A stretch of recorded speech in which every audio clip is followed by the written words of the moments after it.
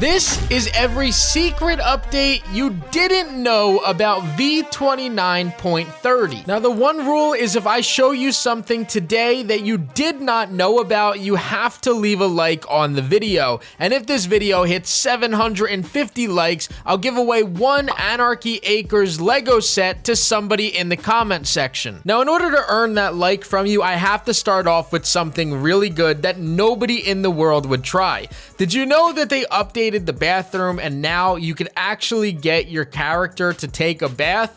Previously, you could sit on the toilet and you would hear a flush. Occasionally, they would pull up a newspaper, but you were never able to get into the bathtub. Now, you'll get into the tub and you'll also pull out a bar of soap that honestly looks like a piece of bread and actually start to scrub yourself down. And yes, Triggerfish did just scrub his head, even though he's bald. Now, this next update is actually pretty noticeable, but now when you put items into any type of utility in the game, the whole icon has officially changed. Not only do you have a yellow gear icon that is moving and animated to show you that that item is being worked on, but it also shows you the amount of items that are in there and the item that was finished making. Now, another really nice quality of life update is that doors open up automatically, which means you no longer have to walk up to them and press any button in order to get these to unlock. I know that the button is showing up when I walk up to it, but I'm not actually pressing it, as this is a setting that you can add into your game and get the doors to open up.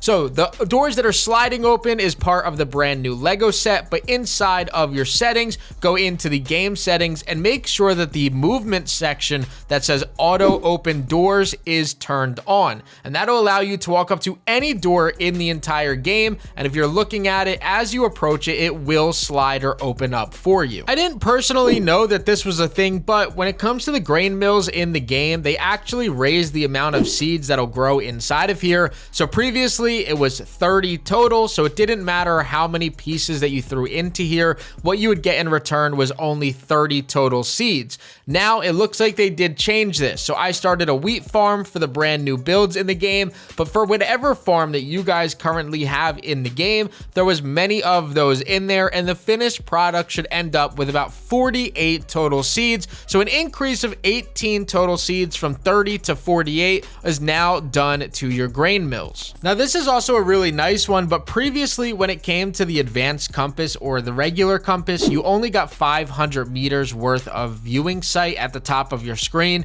That has now officially been changed from 500 to 1500. So I only run to a distance of maybe 600 in this specific clip here, but trust me, they did up this up to 1500 viewing distance, which makes it a lot easier to use now, as obviously if you're a bit further away from your village, you now have a better road to your village looking at your compass, whereas before you always had to look at your map. Now, one of the best updates that they've made with this one in particular is when you go into your residence and you look at one of your open or empty spots, you can see in that bottom left area that the max world villagers was upped from 20 to 30, and then the max world animals was 0 to now 50. So not only can you have 50 animals, but also 30 villagers spread across your world. Now, this works with, you could have 5 at each village up to 30. You could have 7 in some villages, 6 in some villages, or obviously mix and match how you want that to go. Now, I directly downloaded this from my Discord, which is why the quality is a little bit rough, but shout out to my guy Fuzzwee for this clip right here.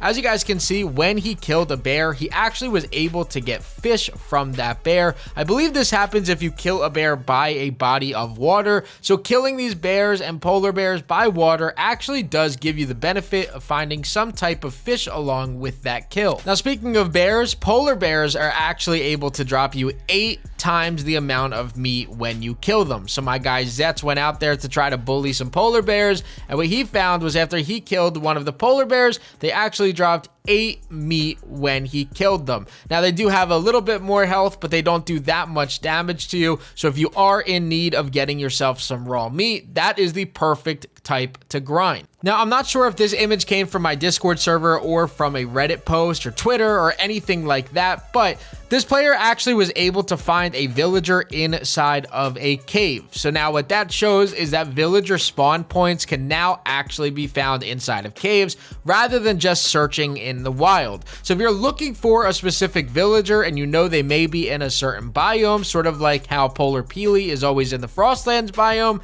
you now should be checking your caves in hopes that maybe you find an NPC spawner inside of that cave. Now, I did tell you guys to grind as much of the duplication glitch as you guys possibly can because it was very likely that Epic was going to patch this. Now, if you put down a dynamic foundation and you take a driver's seat or any driver's seat and you're able to put that on the edge of a dynamic foundation, it typically would automatically break and give you double the resources. Now, when you go and you try to do this, it will still break, but it's only going to give you what you originally put onto the driver's seat. So you can sit here and spam it all that you want, but the resources that you're going to get back is what you spent on that, which means that this glitch no longer works. Now, the flying glitch is something I thought that they patched. This is where you put down a dynamic foundation, 2 balloons on 2 corners, a launch pad with a large driver's seat over the center. If you sit inside of that, wait until you're falling back down and sit back in it, it actually flies you up to maximum height, if not further into the clouds.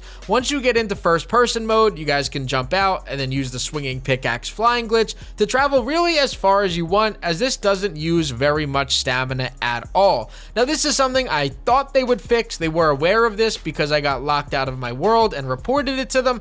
However, they did fix the issue where you would get locked out of your world, and they fixed that glitch. However, they didn't stop this from working. So something I recommend is building 3 of these builds into 3 different areas of your map. That way that you can travel extremely far, maybe even between your 4 villages, very easy just by using this flying glitch. Now, you guys know it's not a Crafty upload video if I'm not going to touch on the Grapple Glitch, something that has somehow sneaked past the last 4 or 5 updates done by Epic. The Grapple Glitch works extremely simple. All that you want to do is have your weak grapples inside of your inventory, drop every single item that you have inside of your inventory and hotbar, place a bed, set it as your respawn point, and then go into your settings and press the respawn button. That way you spawn right back next to the backpack and all of the items that you dropped. If you guys walk right back over to those items, pick every single one of those up and split them inside of your inventory to ensure that you went ahead and you filled your entire inventory and quick bar up.